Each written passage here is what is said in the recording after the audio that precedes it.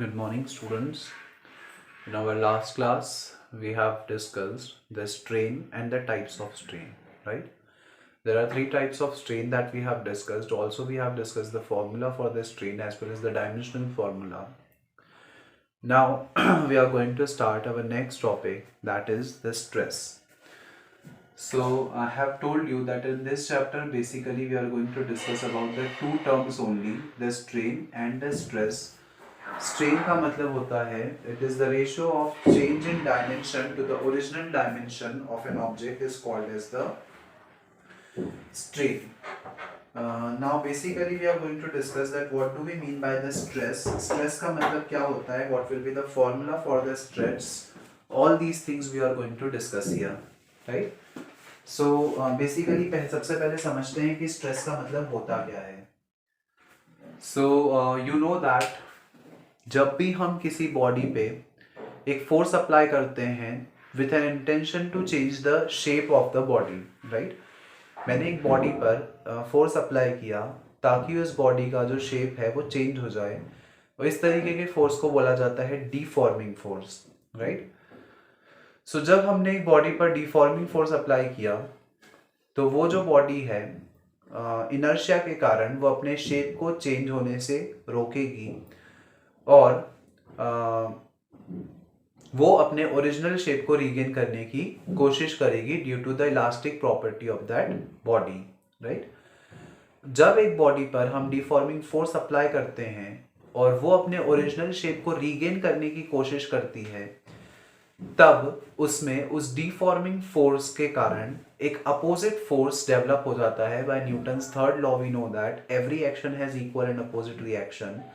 तो हमारे deforming force apply करने के कारण उसमें एक दूसरे तरीके का फोर्स डेवलप हो गया, और वो जो फोर्स है वो फोर्स उस बॉडी की हेल्प करेगा to regain its original shape, and that force is called as the restoring force, right. So हमने दो फोर्सेस के बारे में बात की, deforming force as well as the restoring force. Restoring force, deforming force वो है जो हमने किसी बॉडी पर अप्लाई किया है सो दैट उसका शेप जो है वो चेंज हो जाए, राइट. और रीस्टोरिंग फोर्स वो है जो जो उस बॉडी की हेल्प करेगा to regain its original shape. That force is called as the restoring force.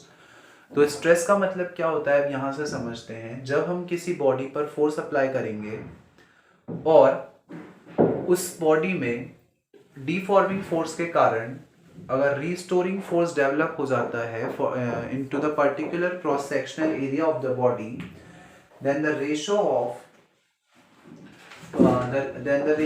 of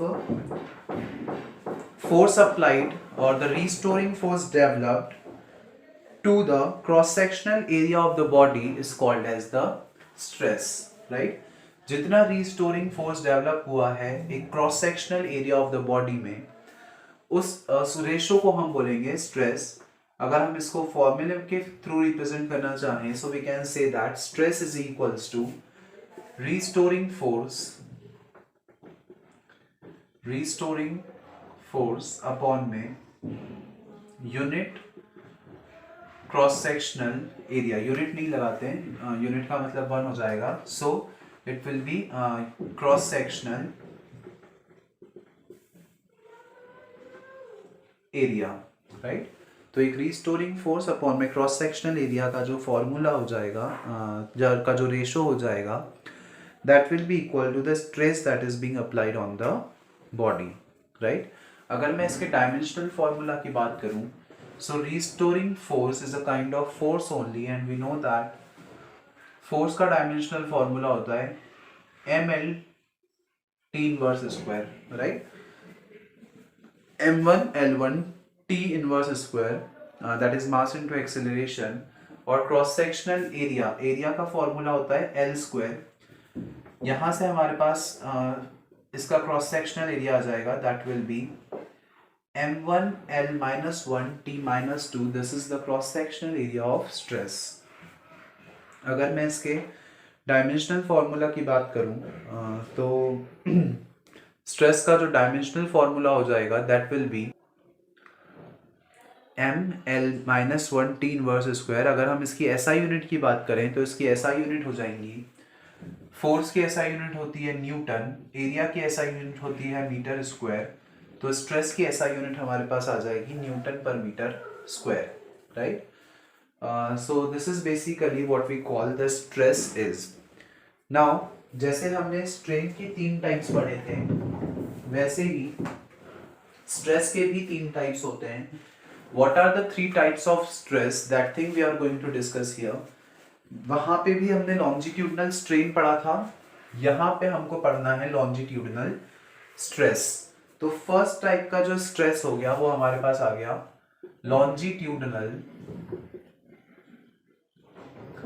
longitudinal stress. क्या समझते हैं हम लॉन्जिट्यूडनल स्ट्रेस से? इसको with the help of an example समझते हैं। सपोज मैंने एक वायर कंसिडर किया जिसकी कुछ लेंथ है, let the length of the wire is suppose to be small L. अब जैसे ही मैं इस वायर पर एक वेट सस्पेंड करूंगा, let the weight be W is equals to mg। तो जब हमने इस पे वेट सस्पेंड किया तो क्या होगा, इस वायर में इलोंगेशन होगा और इलोंगेशन के कारण इसकी लेंथ में कुछ इंक्रीमेंट होगा, and let the length in increment in the length is denoted by del L, right. जब हमने इस पर एक मास सस्पेंड किया है या एक वेट सस्पेंड किया है, तो उस वेट को सस्पेंड करके हमने बेसिकली क्या किया, उस पर एक डीफॉर्मिंग फोर्स अप्लाई किया, that is being acting vertically downward. और जब हमने इस पर डीफॉर्मिंग फोर्स अप्लाई किया है तो इस वायर की इलास्टिसिटी की प्रॉपर्टी के कारण इसमें ऑटोमेटिकली एक रीस्टोरिंग फोर्स जो है वो डेवलप हो रहा है। रीस्टोरिंग फोर्स जो है वो इसको अपना ओरिजिनल शेप रिगेन करने में हेल्प कर रहा है, और बेसिकली हम ये बोल सकते हैं कि that is acting vertically downward. और जो डीफॉर्मिंग फोर्स है और जो रीस्टोरिंग फोर्स है वो दोनों एक दूसरे को अपोज कर रहे हैं, राइट। तो इस तरीके का जो स्ट्रेस होता है उसको बोला जाता है लॉन्जिट्यूडनल स्ट्रेस, जब हम लेंथ ऑफ वायर की बात कर रहे होते हैं, राइट। अब लॉन्जिट्यूडनल स्ट्रेस भी जो है वो अगेन हम उसको 2 पार्ट्स में बाइफरकेट करते हैं, that is the tensile stress and the second one would be the compressive stress. क्या समझते हैं हम इन दोनों से? Let us discuss this. First one is tensile stress and the second one would be the compressive stress। ये दोनों types हैं longitudinal stress के।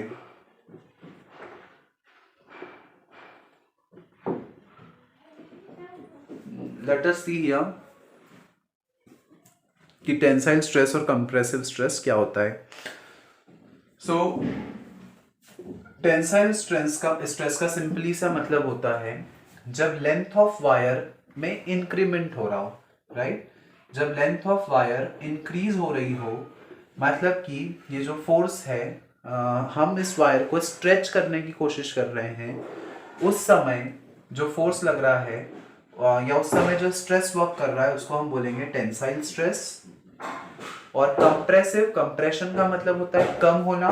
तो जब एक ऑब्जेक्ट की लेंथ में डिक्रीमेंट हो रहा हो, उसकी लेंथ डिक्रीज हो रही हो, आप उसको कंप्रेस करने की कोशिश कर रहे हो, इस तरीके से उसको हम कंप्रेस करने की, उसके साइज को छोटा करने की कोशिश कर रहे हैं, जिससे कि उसकी लेंथ कम हो रही है और थिकनेस इंक्रीज हो रही है, तो इस तरीके के स्ट्रेस को हम बोलेंगे compressive stress, right. Tensile stress में लेंथ इंक्रीज होगी और थिकनेस डिक्रीज होगी। कंप्रेसिव स्ट्रेस में जस्ट उल्टा, लेंथ इंक्रीज होगी, लेंथ डिक्रीज होगी और जो थिकनेस है वो इंक्रीज होगी। तो इस तरीके के स्ट्रेस को हम बोलेंगे compressive stress. This is the first type of the stress that we have talked about. Now the second type का stress is normal stress. Second type का जो स्ट्रेस होता है उसको हम बोलते हैं नॉर्मल स्ट्रेस। क्या समझते हैं हम इस नॉर्मल स्ट्रेस से? Let us have discussion over this.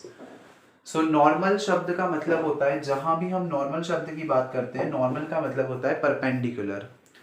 तो जब भी हम किसी बॉडी पर परपेंडिकुलर डायरेक्शन में डीफॉर्मिंग फोर्स अप्लाई करते हैं तो उस तरीके के स्ट्रेस को बोला जाता है normal stress, right? So when the deforming force is applied normally to the surface of the body, then the stress is called as the normal stress. और obviously बात है कि हमने मान लिया ये कार्डबोर्ड का बॉक्स है, जब आप इस पर नॉर्मली एक फोर्स अप्लाई कर रहे हो, नॉर्मली एक स्ट्रेस अप्लाई कर रहे हो, तो उसके कारण क्या होगा, इसके वॉल्यूम में कुछ ना कुछ चेंज आएगा, राइट?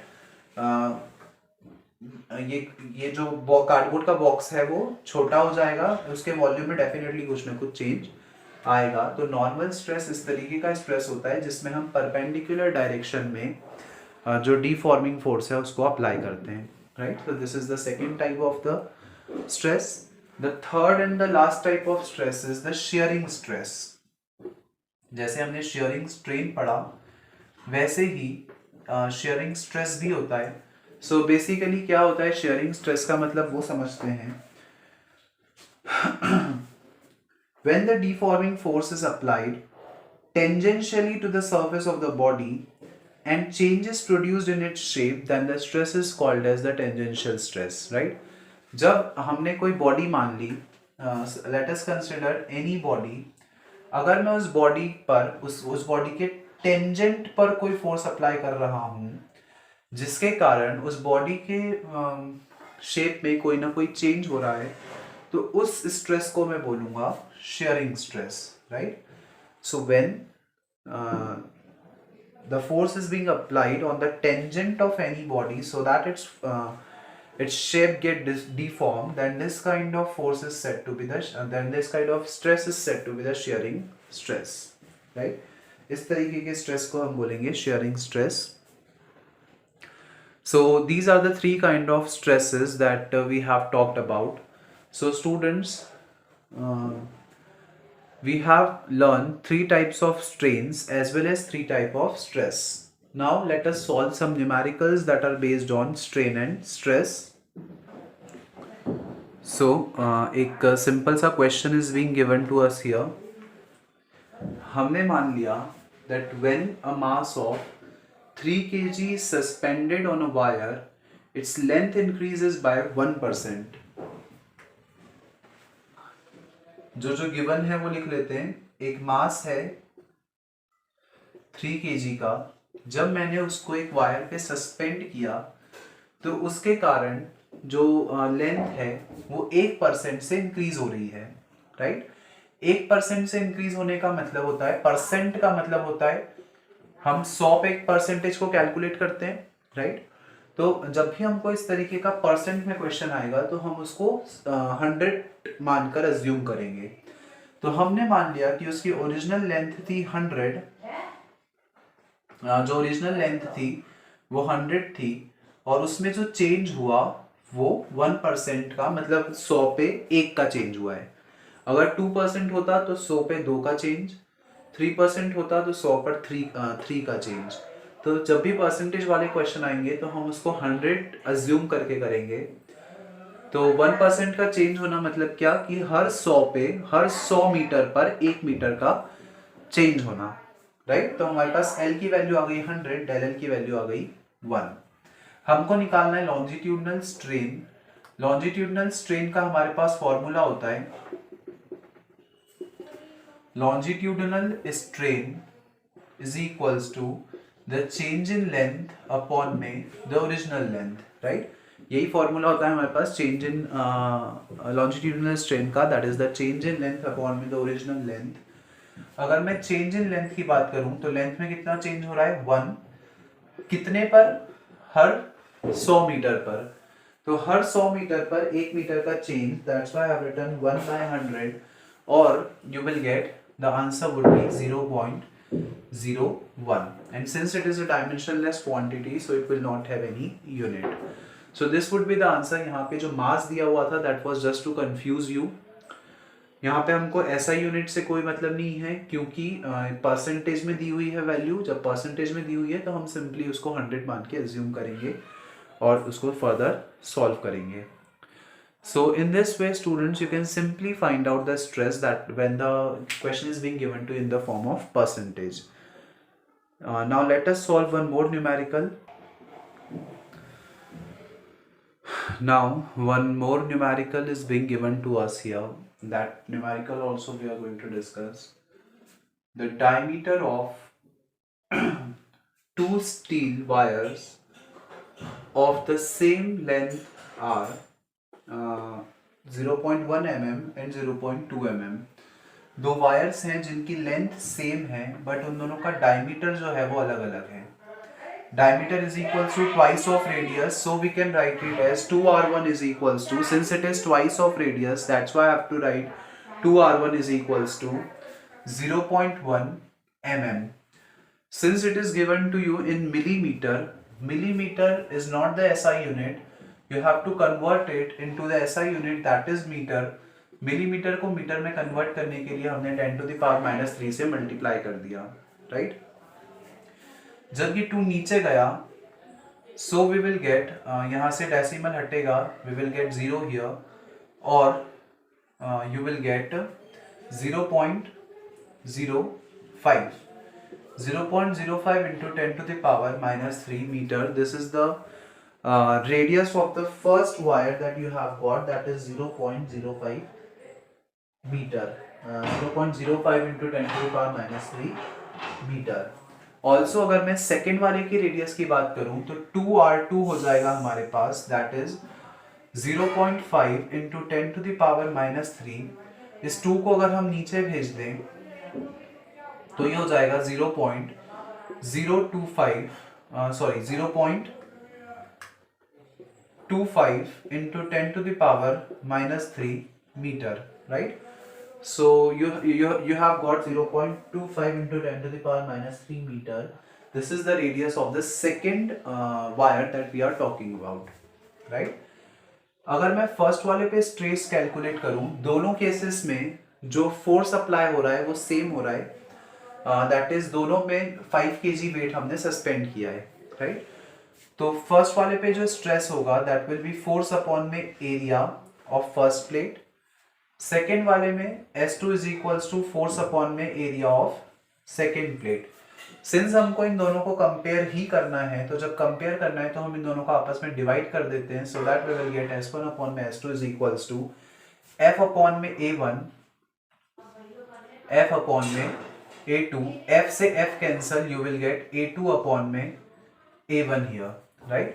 सो जब हमने इन दोनों का रेशो निकाल दिया तो हमारे पास आ गया A2 अपॉन में A1. A2 basically is representing the area of the second wire and A1 is the area of the first wire, right? तो second wire का जो area होगा that will be pi r square. So I can write pi r2 square upon में pi r1 square. यहाँ से अगर हम pi से pi cancel कर देते हैं, जो टर्म्स बची हैं वो हमने लिख दी, that is r2 का square. r2 का square I have written 0.25 into 10 to the power -3. I am writing it here 0.25 into 10 to the power -3. Square है इसलिए मैंने इसको एक बार और लिख दिया, that is 0.25 into 10 to the power -3 whole upon में R1 का स्क्वायर. R1 की वैल्यू हमारे पास है 0.05 into 10 to the power -3 into 0.05 into 10 to the power -3. 10 to the power -3 से 10 to the power -3 कैंसल, यहाँ से डेसिमल्स हट जाएंगे. 5 5s are 25 and again this is 5 5s are 25. 5 5s are 25 upon में 1, or you can write it as S1 ratio S2 is equals to 25 ratio 1. This will be the amount of this will be the ratio of the stress that is being acting on the two wires whose diameter are given to you as 0.1 mm and 0.5 mm respectively, right? So this will be the required answer, that is 25 ratio 1. So in this way students sorry, in this way you can solve the numericals that are based on the stress and the strain. So that's all for today's class. In our next class we are going to start our next topic, that is the Hooke's law. That is also the very important topic. वहाँ से हम पढ़ेंगे modulus of elasticity, and there are 3 types of modulus of elasticity जिनको हम detail में next video में पढ़ेंगे. Also उन पर बेस्ड जो न्यूमेरिकल्स हैं वो भी इम्पॉर्टेंट बनते हैं. So also the conceptual questions from there are also quite important. So all these things we are going to discuss in the next class. So that's all for today. Thank you.